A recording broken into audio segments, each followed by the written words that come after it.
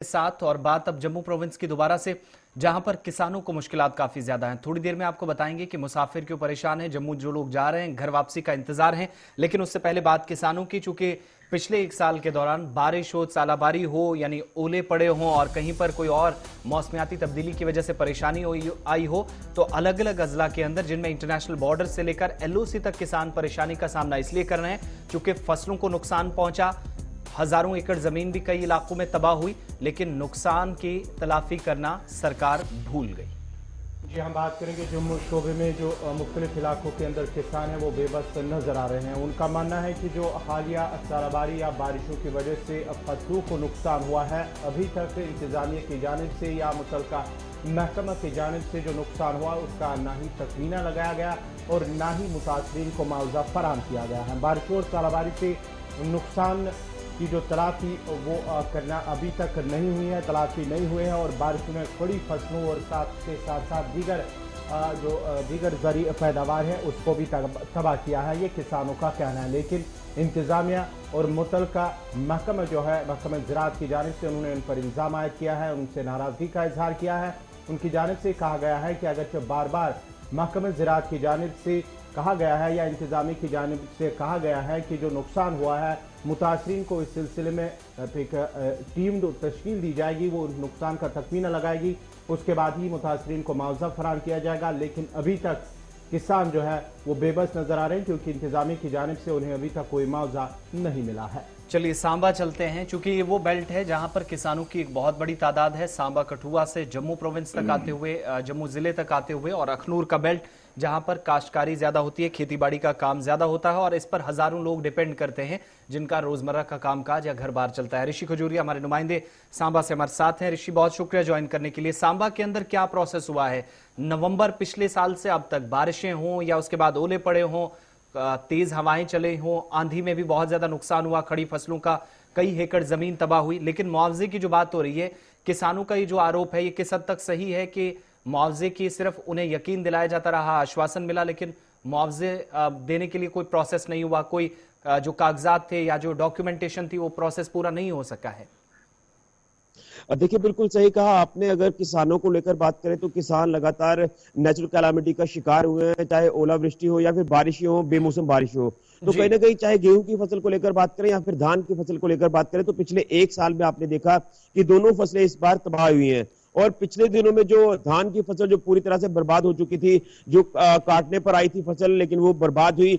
और उसके बाद लगातार किसानों ने गुहार लगाई, किसान रोते हुए दिखे। हम ग्राउंड पर जब उतरे तो किसानों से जब हमने बात की तो वो ये कहते हुए नजर आए कि हमारा आसरा ही इसके ऊपर था, यही हम फसल आगे बेचेंगे, घर का गुजारा भी इससे करेंगे। लेकिन जब ये पूरी ओलावृष्टि के बाद ये मंजर देखने को मिला तो किसानों की एक उम्मीद ये जगी थी कि प्रशासन उनकी ओर ध्यान देगा।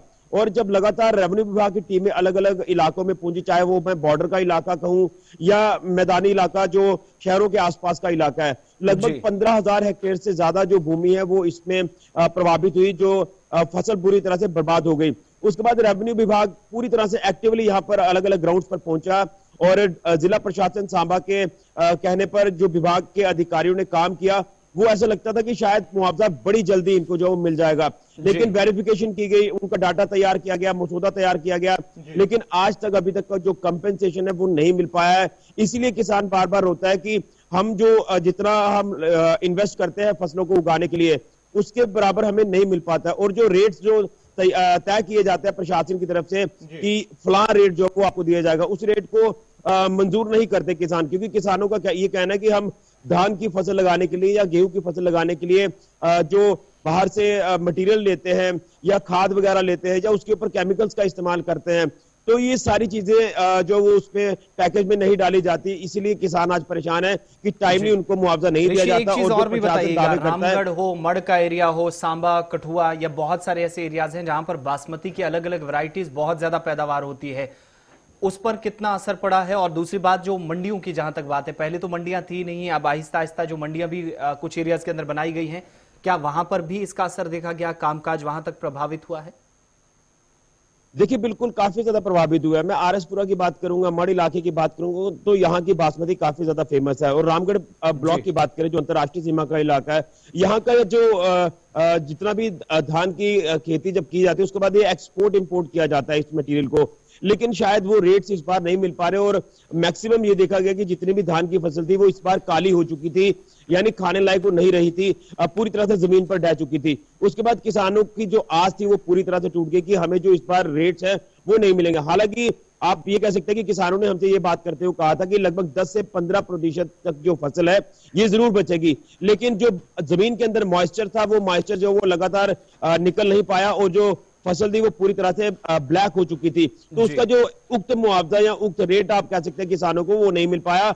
और इस बार जो बासमती की आप बात कर रहे हैं, तो शायद बासमती भी इस बार जो मंडी तक सही तरीके से नहीं पहुंच पा रही है, और किसान जो रेट मांगता है वो प्रशासन या मंडियों वाले उसको नहीं दे रहे, इसलिए शायद आज किसान काफी परेशान है। और हमें किसान की आवाज को सुनना होगा। अन्नदाता क्या स्टैंड है, रुकावट कहां पर आ रही है?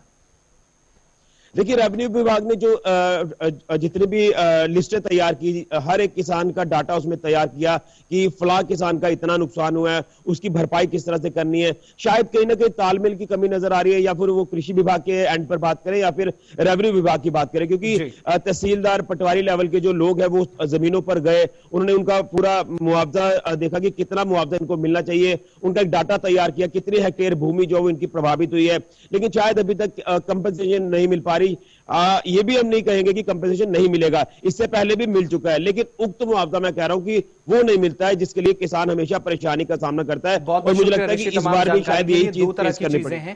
हम उस एरिया की रिपोर्ट आपको बता रहे हैं जहां का चावल तैयार होकर सेंट्रल एशिया की मंडियों तक या फिर साउथ एशिया की हर मंडी के अंदर दिखाई देता है, और रेट्स भी काफी ज्यादा और बेहतर होते हैं माजी में जो हमने देखा है। लेकिन अक्टूबर और नवंबर में जो बारिशें हुई, सालाबारी हुई, तेज हवाएं कुछ एरियाज के अंदर जो पूरी तरीके से इस जो यहां पर खड़ी फसलें थी उनको तबाह किया। और दूसरी बात कि हजारों हेक्टेयर जमीन थी मुख्तलिफ एरियाज के अंदर, इनमें जम्मू भी है, कठुआ है, सांबा का एरिया आता है, और इसके अलावा हीरानगर का वो बेल्ट जो लाइन ऑफ कंट्रोल से इंटरनेशनल बॉर्डर की तरफ आता है, यानी बहुत करीबी सरहदी इलाकों में बड़ी मुश्किल से ये काम चलता है उन एरियाज के अंदर।